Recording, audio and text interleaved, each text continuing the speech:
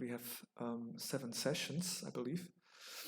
And each evening we can have some of the stages. Or today we'll have some introduction and we talk about Sradha and Sadhu Sangha. And then we have the other stages in the next couple of days. A short introduction. As we mentioned, the book was written by Srila Vishnava Chakravarti Thakur. And of course, Srila Vishnava Chakravarti Thakur is a very special personality and member of our Guru Parampara. It's said that among all the Gaudiya Vaishnava Acharyas, only Srila Vishnava Chakravarti Thakur comes close to matching Srila Rupa Goswami's profound realizations. He's known as one who had very deep understanding, and we can see from his commentaries on the Srimad Bhagavatam and other literatures that he gave a lot of very deep meaning. And also it's interesting, his name, Vishwanath, means he who reveals the jewel of devotion to Vishwanath, Sri Krishna. So he's the one who reveals the jewel of the Supreme Lord. And Chakravarti also means he who expands the chakra of bhakti, or the circle, he who expands the deeper understanding also of bhakti. And Srila Bhaktisiddhanta Saraswati Thakur called him the protector, guardian, acharya of this time he lived. So obviously a very special personality. And the book he wrote, the Madhurya Kadambini, it's actually quite interesting because in some way it's a separate commentary on just a shloka. We know that Sri Chaitanya Mahaprabhu, it was too fast. Chaitanya Mahaprabhu instructed Srila Rupa Goswami first, and Srila Rupa Goswami then wrote the Bhakti Rasamrita Sindhu, and within that book we find this shloka. Adho Sradha tata sadhu sango ta bhajana kriya tato nartha nivritti sya tato nishta ruchis tata adha shakti sato bhavas tata prema bhudhan chati sadha kanam ayam premna pradhur bhave bhavit krama. And translation, we find here the different stages. In the beginning there must be faith, Shraddha. Then one becomes interested in association with pure devotees, Sadhu Sangha. Thereafter one is initiated by the spiritual master and executes the regulative principles under his order, Bhajana Kriya. Thus one is freed from all unwanted habits, Anartha Nivritti, and becomes firmly fixed in devotional service, Nishta. Thereafter one develops taste, Ruchi, and attachment, Ashakti. This is the way of sadhana bhakti, the execution of devotional service according to the regulative principles. Gradually, emotion intensify, and finally there is an awakening of love, bhava. This is the gradual development of love of God, prema, for the devotee interested in Krishna consciousness. So that's a description Srila Rupa Goswami gives, according to the instruction he received from Chaitanya Mahaprabhu. And Srila Vishnava Chakravarti Thakur wrote his own commentary on this shloka. Also in the Srimad Bhagavatam, in 1st canto, 2nd chapter, there's a couple of verses, and we will talk about it, where Vishnu commented and also described these stages. So we can say originally these stages are also, we can also find them in the Bhagavatam, and Chaitanya Mahaprabhu spoke about them. Rupa Goswami wrote, and then Vishnuvat commented, and that's how we get these stages. And the book itself, it's called Madhurya Kadambini. Madhurya means the sweet or sweet nectar, and Kadambini, the cloud bank. So the different chapters are also called showers, the different showers of nectars, of sweetness, of bhakti.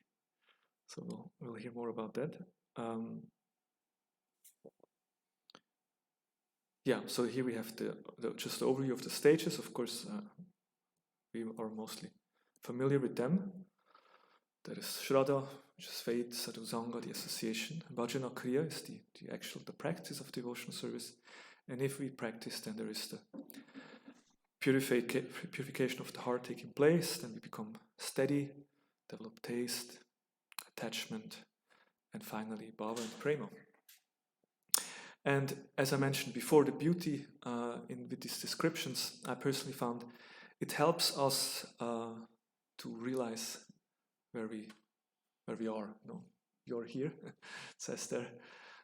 So it helps us, and it's quite important to understand where do we stand in our spiritual life, and because sometimes or mostly conditioned souls tries to, or likes to see him or herself on a higher platform than we actually are. And that looks a little bit like this. We are actually somewhere, but we see ourselves somewhere else.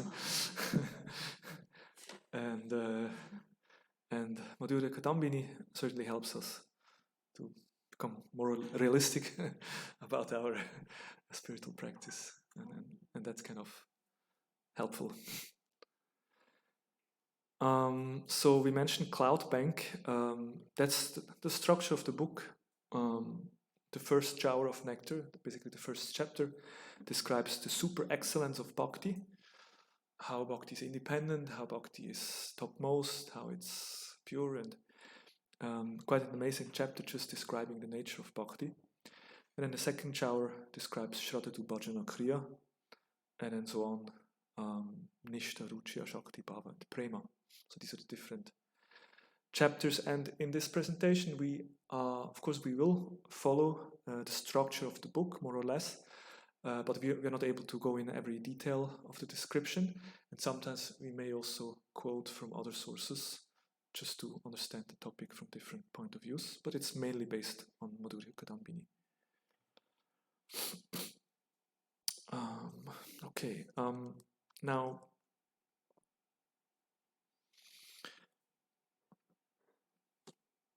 this first chapter describes bhakti and how bhakti is self-manifesting and independent. And it's quite interesting. There's a description of how does bhakti appear in the heart of a conditioned soul. Like, that's an interesting question. How is it that some people actually have bhakti and some have not? And how is bhakti manifested? Of course, in some way you understand that pure love of God, it is already in the heart. It's every soul has that love, but it's just dormant. But still, we are kind of in a forgetful stage. So how is bhakti awakened? How is bhakti there? And so, the question basically is, how is bhakti? What is the cause of bhakti? And Vishnavad then describes that, he says that like the Lord, his non-different internal potency, bhakti, is self-manifesting and independent of any material cause. So Krishna is completely spiritual, he is independent. So similarly, bhakti is also completely independent.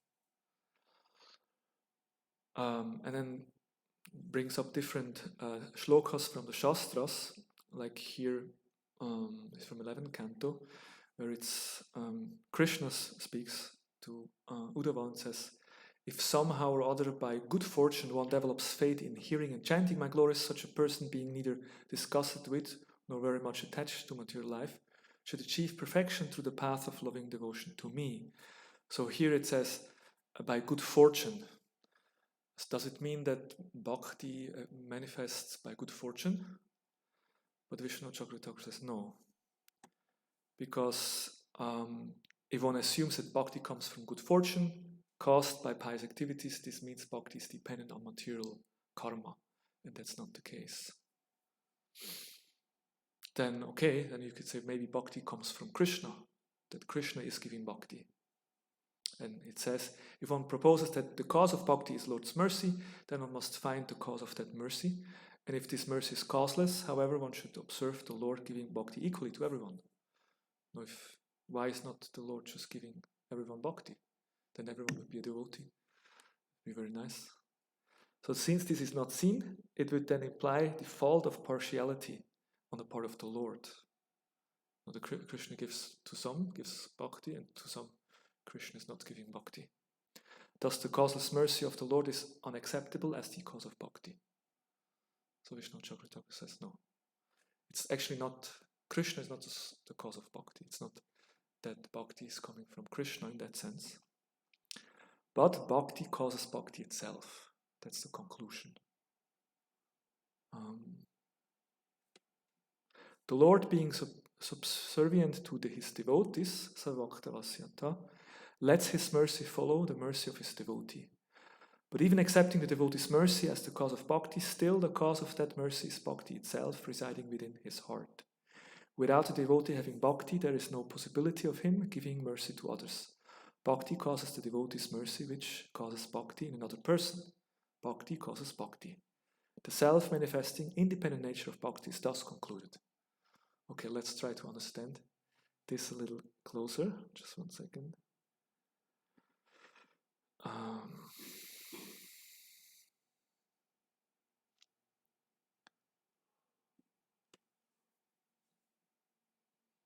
Here we have again the stages, these 9 stages, but Srila Vishnu Chakravarti actually gives 2 stages more in the beginning. He also gives 2 stages at the end, extra. But before we start with Shraddha, there is 2 other things. It's Tirtha Seva, service to devotees, and Satam Kripa, receiving mercy of devotees. That's how he describes. And this is referring to Srimad Bhagavatam 1-16, which is quite a well-known shloka also. Shushrusho Shradadhanasya Vasudeva Katarujihi Syanmahatsevaya Vipra Punyatirtha Nishevanat. O twice-born sages, by serving those devotees who are completely freed from all vice, great service is done. By such service one gains affinity for hearing the messages of Vasudeva. That's quite an important shloka, that by serving to the devotees, one develops what? Kataruchi. One develops a taste to listen Krishna Katha. So by serving devotees, one develops a taste of Krishna Katha. And the important word there is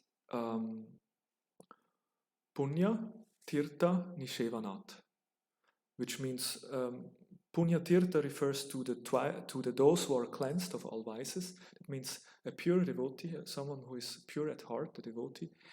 And Nishevanat means by service, by serving the devotees. And it's interesting because the word Tirtha usually refers to a holy place also, no? That's why we have the picture of Radha Madan Mohan temple. When we hear of Tirtha, then we think of a holy place. But Punya Tirtha here refers also to devotees, to Vaishnavas. Because as we know, the devotees, because they are so pure in heart, they actually carry Krishna in their heart. And thus they become actually tirthas also. They become like holy places, carrying Krishna in their hearts. So by serving them, one develops taste in hearing Krishna Katha. And it's also interesting, the word tirtha can also be explained differently.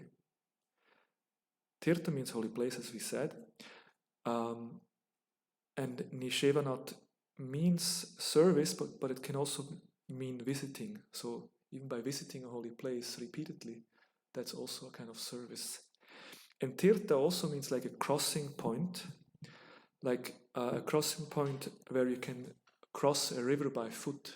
You have a river, and usually the water is very deep and you cannot really cross, but then sometimes there is like a crossing point, and you can't see it actually. It looks like there's water, but actually there is some way you can cross that river on that specific point. That also means Tirtha. So similarly, holy place or the devotees, it looks maybe ordinary from outside, but actually it's a crossing point to cross the ocean of material existence and go from here to there, to cross samsara and to attain the eternal spiritual abode. That's also one way of explaining Tirtha. So whenever we chant the holy name, when we hear Krishna Katha, then that's also Tirtha, or Tirtha is manifested, and that's something which helps us to cross over the material existence. That's an explanation of tirtha. So tirtha nishevanat also means to visit holy places, visit the temple. But in Kali Yuga, people don't go so often to the temple, but then we have Sri Chaitanya Mahaprabhu's Sankirtan mission, so we go out and bring the temple into the streets. When we chant the holy name, when we do kirtan, harinam, then actually we manifest tirtha in some shopping streets. And then people also get a chance to come in contact with that tirtha. So in this way, these two aspects of serving a devotee or being in the association of devotee, and then receiving Satam Kripa means receiving the mercy of such a devotee. Basically, if a devotee has a desire, let that person become a devotee. Hopefully that person can develop some taste in Krishna consciousness. Then that desire of the devotee is that Satam Kripa, which actually brings that person to bhakti. So Srila Vishnava Chakravarti makes the point that these two steps are even before Shraddha. Shraddha is basically there, it starts, and we start our connection with Krishna. But before that comes that somehow some contact with the devotee, and then some blessings by the devotees. And from there, we can start with Shraddha. Because and that's why it's very interesting. Krishna does not decide who becomes a devotee. He leaves that up to his devotees, to the Madhyamadikari usually, the preacher. And Krishna gives fully independence to the preachers, to his devotees, to distribute bhakti. Because Krishna remains neutral. He doesn't want to be impartial. So he's neutral. And also, bhakti means that devotion and love for Krishna. So that's not in Krishna's possession, but it's in the possession of the devotee. So the devotee is the one who distributes bhakti. But also there, when we say that bhakti is the cause of bhakti is only bhakti, it means that it's actually bhakti in the heart of the devotee who inspires the devotee to give bhakti to someone else. And that's why bhakti is the cause. So basically we can see, here we see a nice bhakta receiving some books from a brahmachari. So bhakti in the heart of the devotees impels them to give bhakti to others. If we have bhakti, then that bhakti in our heart makes us compassionate and gives us the inspiration to share that bhakti with someone else. And still we may question why some people get bhakti and some not. Of course, there is this other aspect. So why does devotion manifest itself to some people and not to others? So there's always these two aspects. There is the receptivity of the person to whom bhakti is being offered. And then on the other side is the discrimination of the preacher who distributes bhakti. So these two elements are always there. Krishna gives the free choice, but then bhakti in the heart of the devotee gives the devotee inspiration to share bhakti with others. But then also the potency of the preacher, if depending on that also, like if someone is a very powerful preacher, naturally people will take bhakti here and there, like Srila Prabhupada. Of course, he was an Uttamadikari, a pure devotee, so when he came to the West, he just chanted Hare Krishna in a park, and people started to, they just wanted to follow Prabhupada. And that's also the sign of a Uttamadikari, someone who just by his appearance, just by his presence, others will become devotees. That's the symptom of an Uttamadikari. But usually, specifically the Madhyamadikari, who discriminates, who understands, he's the one who distributes bhakti, and he's also a powerful preacher. And then it's up to the people who receive bhakti.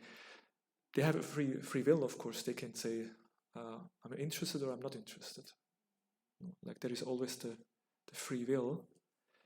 But if this conditioned soul or the conditioned soul is again and again comes in contact with devotees, then this creates this Bhakti Unmukhi Sukriti, we say. Bhakti Unmukhi Sukriti, yes. by repeated contact with devotees, one develops that good fortune. And then slowly one starts to become interested. And that's how bhakti appears in the heart. So that's it's interesting because Srila Vishnu Chakravarti Thakur is not referring to this Srimad Bhagavatam shloka, but in his introduction he speaks about this dynamics, how bhakti is caused by bhakti. Any questions on this point, or does it make sense? I was wondering those 2 points, to serve the Krishna and to be receptive for their blessings. To receive their mercy. To receive their mercy. Yeah. I never really thought in this. I mean, we know we should serve the devotee, but how one is doing that for receiving the mercy? Does one need to do something, or just when the devotee want to give mercy? Yeah. Good question. Yeah.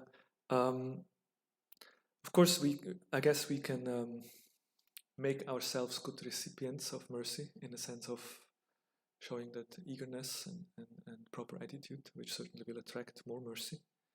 But yeah, thank you. You reminded me of another point, that how to apply this in 2 ways. So for us, we can try to serve the devotees and try to receive that mercy. And on the other hand, for others, we can try to give them a chance to meet Krishna in some way. In this way, help them to create good fortune. Also, the example is given of that cloud, like this chapter as we mentioned. They're called a shower of nectar. It's like a cloud bank. So it's like if someone repeatedly comes in contact with devotees and develops this agyata sukriti, then more and more, fortune is, or bhakti is there, and then at some point it will rain, meaning bhakti will manifest at some point. So yeah, from our side, we can serve the devotees and try to develop the proper attitude or consciousness and mood to receive mercy. And on the other hand, we can try to help others to create good fortune by actually sharing Krishna consciousness, giving to others. Asking devotee for blessings, a good way of becoming a receiver. To ask them for blessings. Yes, we can ask for blessings. Of course, sometimes please be merciful or kripa. If it's just lip service. Actually, the best way is to please the Vaishnavas. Then mercy is automatically coming. We don't have to ask. And we just, by our conduct, by our behavior, by our mood, and our service, we just please the Vaishnavas so much that they just want to give the mercy to us. Then we don't even have to ask. But of course we can also ask, but if we ask, then it should really be kind of sincere. No. So that's that one aspect. Some other points on this. Then we have not spoken yet about Shraddha and Sadhu Sangha. It's still part of the introduction. So I'm looking at the watch, but in the second chapter, then the nature of bhakti is described, and we will just touch a little bit. We're not going into too much detail. But of course, the famous example of the Bhakti Creeper is also described, how bhakti is like a plant that grows, and whenever we have a plant, it starts with just 2 leaves. That's how a plant comes, just 2 leaves. And then there is described that the newly sprouted creeper of sadhana bhakti unfurls 2 leaves pointing upwards.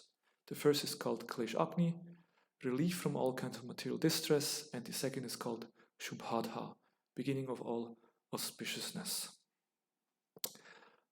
That's how it's described. That I don't know if you have already experienced this, since you have taken the bhakti. All miseries is gone, and all auspiciousness is there. That's what is promised. And it's described Klesh Agni. There's basically 5 It's avidya, ignorance, to mistake that which is impermanent to be permanent, that which is full of misery is full of bliss. So that misunderstanding, avidya, that illusion will be removed. Then asmita, the false ego, the identification of I and mine, will also be removed.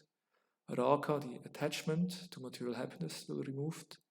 Dvesha, unhappiness or the cause of unhappiness. And abhinivesha, like clinging to the bodily enjoyment. All of that will be removed through the power of bhakti, just by that first leaf. And then the all auspiciousness will come, which is disinterest in material affairs, interest in the Supreme Lord, and then all kind of good qualities such like mercy, forgiveness, truthfulness, simplicity, and so on. And then also it's described that the inner surface of the leaf is a domain of the king called Raga, the Raga Bhakti, and the outer surface is Vaidhi Bhakti. It's another description as it is given, because Sadhana Bhakti is of two. One is the Vaidhi, following according to rules and regulation, and one is Raga, spontaneous. So that's like the inner and outer surface of the leaf. It's described like that. And in this way, this creeper of devotion is described, and also the glory of bhakti is further established. Famous shloka from Hari Bhakti Sudaya is quoted, how without devotion to the Lord, good birth, knowledge of scripture, chanting mantras, and doing austerities are like decorating a dead body to please the common people. So there are many shlokas Vishnu Chakravarti gives to establish the supremacy of bhakti also. And that's basically, in a nutshell, the introduction that he gives. And then the actual topic of the book starts with the first two stages of Shraddha and Sadhu Sangha. Okay, here we have again an overview. I think we know that. Okay, let's talk a bit about Shraddha. And it's interesting, like Madhurya Kadambini, some of you, I'm sure you're familiar with this one, the German translation of the book. It's a small book, it's about 100 pages or so. But then the description on Shraddha, it's actually just 3 sentences. It's just like this. That's all what it says about Shraddha. And Sadhu Sangha also. It's a very short description. So that's basically all what is written there in the book. First, the qualification for bhakti is Shraddha, or faith. Shraddha is firm trust in the import of the bhakti scriptures. It also means to have a genuine desire to undertake the activity described in those scriptures and strong desire to attain the goal. Either of these types of faith may arise naturally or by force. And that's all what we find about Shraddha. So, okay, let's try to talk a little bit about, or understand a little bit deeper what we understand of Shraddha. Of course, I think Sachinanda Maharaj also speaks about Shraddha in the sense of Shra, the heart, and Dha, giving. Like where we give our heart. That's one way to define Shraddha. That where do I give my heart? And it's interesting because Adipurush Prabhu speaks about this. He says that sometimes we think faith as something mystic, a mystical phenomenon, so like something which falls from the sky, and either you have faith or you don't have faith. But with this definition, actually, it's something that we do also. We are responsible for, in a sense of where do I place my heart? Or also, Shra can also mean goal, and Da to place. Where do I place my goal? What is the goal of my life? So where do I place that? That's another way to understand Shraddha. So that's something we do, and so basically sincerity, true desire to to understand the absolute truth or to understand Krishna, that's Shraddha. And here it specifically says that Shraddha is Shastriya Shraddha. And there is discrimination between two. There is Shastriya and there is Laukika Shraddha. Laukika Shraddha means here it's described as faith in materialistic science or philosophers. Sometimes Laukika is also described as just like faith in the like village talk, like Gramya Katha, just what ordinary people say. And Srila Gaura Govinda Maharaj gives the example of a village and a ghost. There was some tree, and people would say that in the tree there is a ghost. And everyone was afraid, oh, there is a ghost in the tree. But actually there was not a ghost. There was just some, I don't know, some white chadar hanging on the branches or something. So, but just because people say, then we believe. That's Laukika Shraddha. And of course, in some way, nowadays, what scientists, philosophers, or what the media tells us, we just believe. Just because they say, then it must be true. But that's not real Shraddha. So Shastriya Shraddha, on the other hand, means faith in scriptures. And Srila Prabhupada had a lot of Shastriya Shraddha. Of course, he was pure devotee. We can also say that all these 9 stages are actually just an increasing of Shraddha. It begins Shraddha, and then at this level of Prema, it's like 100%. It's just increasing. And of course, Prabhupada had full faith in scripture. And an example is with the moon, going onto the moon landing. For Prabhupada, it was clear, they never went to the moon. Of course, it's a controversial topic, and there's also conspiracy theories. Have they been to the moon or have they not been? Was it just all fake and made in some studios? I'm not going into this direction. But the point is that Prabhupada just clearly said they never went to the moon. Because in the Shastra it says, Chandraloka, the moon planet, you can't just enter, only with pious deeds, and you need to be qualified. So it's interesting how Prabhupada had a very strong faith in Shastra. And then His Holiness Bhakti Vigyan Goswami talks about this topic also a lot. He speaks about how Shraddha or faith develops in different stages.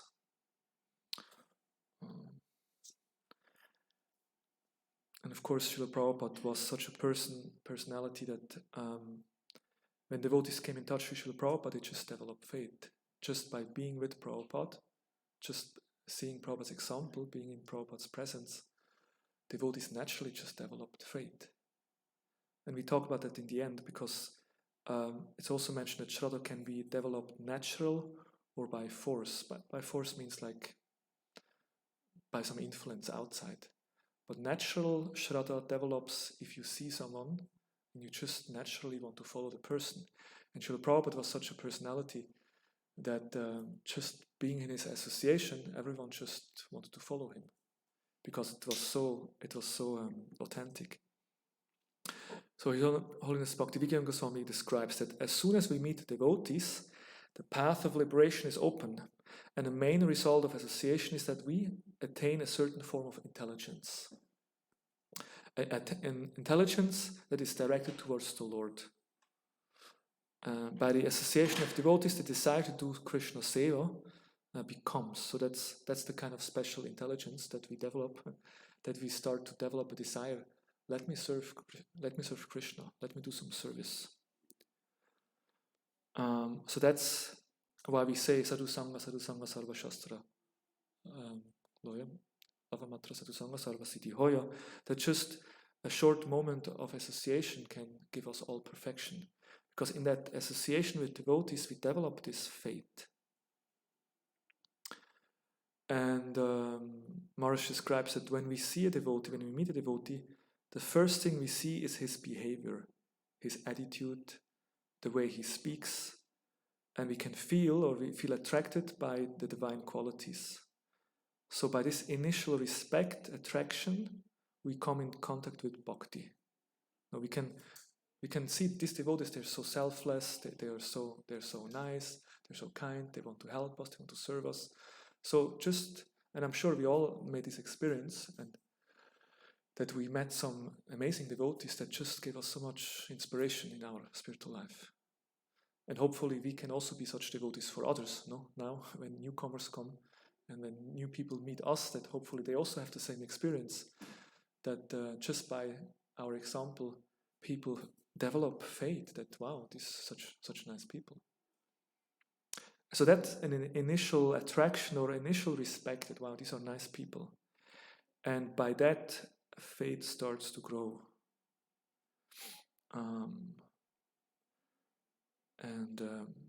There's a nice story of Giriraj Swami, how he met Srila Prabhupada the first time. Giriraj Swami, he tells a story how he was interested in spiritual life, and he would go to different yogis and gurus to see them. And his girlfriend or so friends, they became a little tired, because whenever they wanted to go to a party, he wanted to go to see some sadhus. And so then he saw an advertisement of Bhaktivedanta Swami giving some lecture, and he really wanted to go and see. So he went, and he listened to the lecture, and at the end of the lecture, he raised the question: how do we know that we have met a genuine guru, a true guru? Because there's so many sadhus, gurus coming from India, but how do we know that this is a true guru? And then Prabhupada immediately replied, it depends what you want. Do you want to become a servant of God, or you want to become God? Prabhupada was very strong. And why this was specifically relevant, because at this point, Giriraj Swami, in this place he lived, in the bathroom, they had a sign on the mirror. It says, "You are God." They had this meditation, like, I am God, you are God. And Prabhupada immediately, makes this point. So he could understand this is Srila Prabhupada is really he's a genuine. How do you know? How do you know that you actually meet a true guru? The guru knows your heart. He immediately can see. And Prabhupada immediately demonstrated that in this way. So Giriraj, of course, immediately was extremely impressed and surrendered his life to Srila Prabhupada. On the other hand, if someone has a challenging spirit, then the listening will not give the same results. If you listen with a challenging spirit, you can't receive that mercy. In one university, Prabhupada was asked by a student, have you seen God? Of course, this question was raised many times. And Prabhupada had in different ways replied to this question, have you seen God? And Prabhupada said, if I tell you that, yes, I have seen, would you believe me? And then the student says, no, I wouldn't believe you. Then Prabhupada said, then why are you asking this question? If you have that challenging spirit, then you can't receive that mercy also. So, but if one has a proper attitude, then gradually the understanding of Shastra will become more and more manifested. So then the point is that when we develop some initial faith, then we should listen from that sadhu again and again. And Srila Jiva Goswami describes that in the beginning it's actually good to listen from the same sadhu, from the same person, to develop, because we have so many material desires, there's so many doubts, and it's so difficult to surrender. But if we hear from the same person and develop a deeper understanding of Shastra, then these doubts can be clarified. And then the next stage of Shraddha is, after listening to the same sadhu, then we start to surrender ourselves to that sadhu. And actually surrender is a fearful, very difficult thing, And when maybe we remember in the beginning, at least I remember, I was not sure whether I want to accept the guru, because accepting a guru means, giving this promise for regulated principles, and whatever guru tells you have to do. It's kind of frightening, no?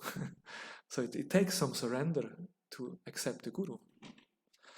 But that's the next step which will manifest when you listen, when you hear, that you start to develop so much faith that you actually surrender to a spiritual master.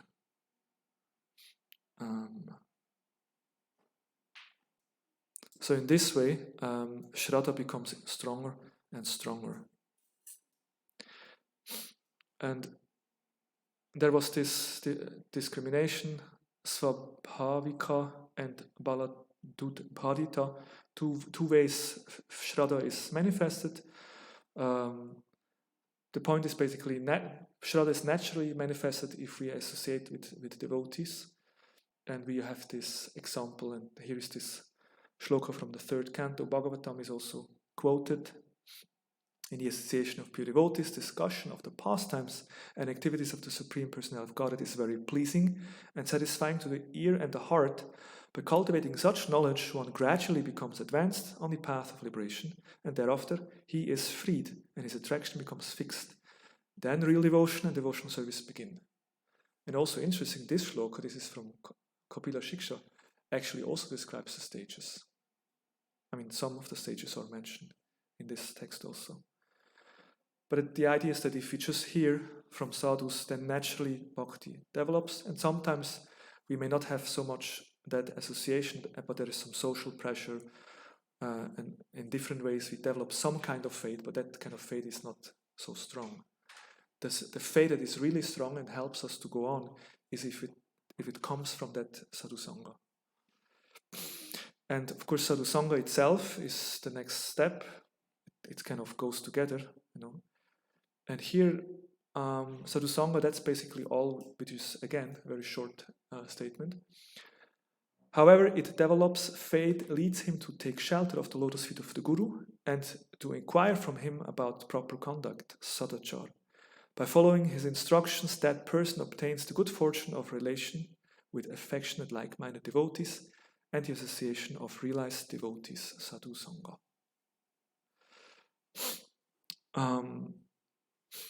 So we accept the sadhu and who has given faith to us, and then usually we take formal initiation from that sadhu.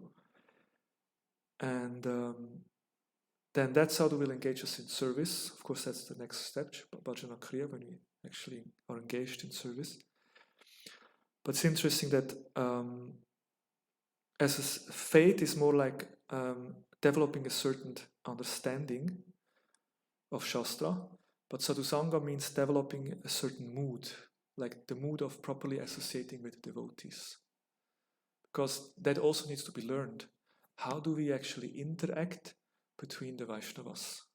Vaishnava etiquette, how to serve the devotees, how to appreciate them, how to have this exchange with devotees. That's meant by sadhusanga. And sadhusanga helps us to the mood of service, spirit, service attitude.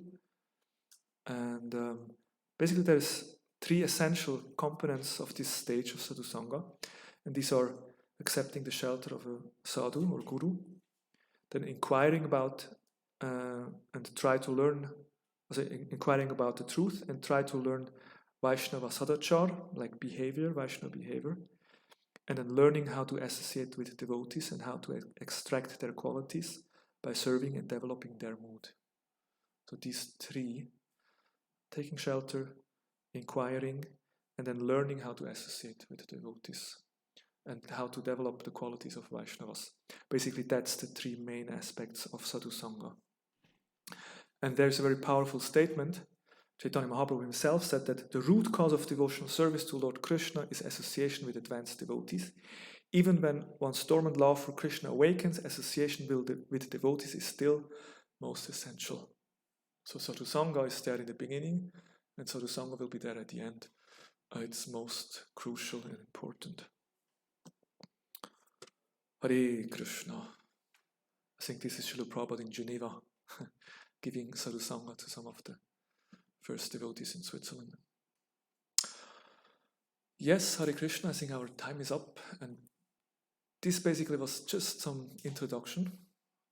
We heard a little bit about the origin of the book. We heard about the nature of bhakti, how bhakti is caused by bhakti itself, how bhakti manifests in the heart through the devotees, how Krishna is basically giving the devotees that freedom to distribute bhakti. And then we heard a bit about the two stages, the first two stages about Shraddha, how faith is developed and manifested, and how important Sadhu Sangha is.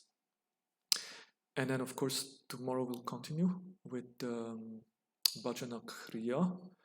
And actually, that's one of the most important sessions because it describes especially Anishta Bhajana Kriya, that means the unsteady stage of practice, which is relevant for us because mostly we are on that platform somewhere in Bhajana Kriya and Antarvritti. Okay, thank you very much. Hare Krishna. I don't know, most probably we don't have time for question, or I don't know if the artist starts, or... I think if there are some question, we can take, and then we can join the question. I want to get to the point. How is Shraddha formed? Naturally?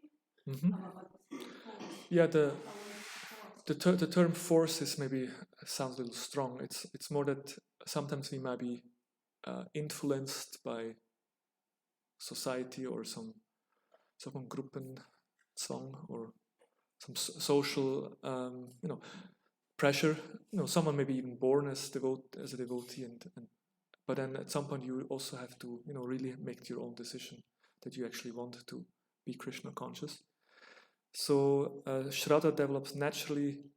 The main point was that if you're in an association of pure devotees or very advanced devotees, then bhakti is just naturally manifesting, or Shraddha is just naturally manifesting. And if you don't have that association, then you may have to push yourself, or someone else has to push yourself, or you understand intellectually this is good and I should do it. But if you have that association, then it becomes much more natural. And the difference is that the more natural it manifests, that Shraddha, the stronger it is. It will last. It will be maintained. Whereas if it's somehow a little artificial or just from outside, you can easily lose it again. Yeah, that's kind of the difference. What did you mention were the three aspects of Sadhu Sangha? Accepting the shelter of a sadhu or a guru, then inquiring from them, and then learning how to associate with the Vaishnavas. That service attitude, Vaishnava, like this sadachar behavior, Vaishnava etiquette. Basically, we are introduced in the association of devotees, and we learn how to act. That's the stage of sadhusanga, that we learn how to act amongst devotees.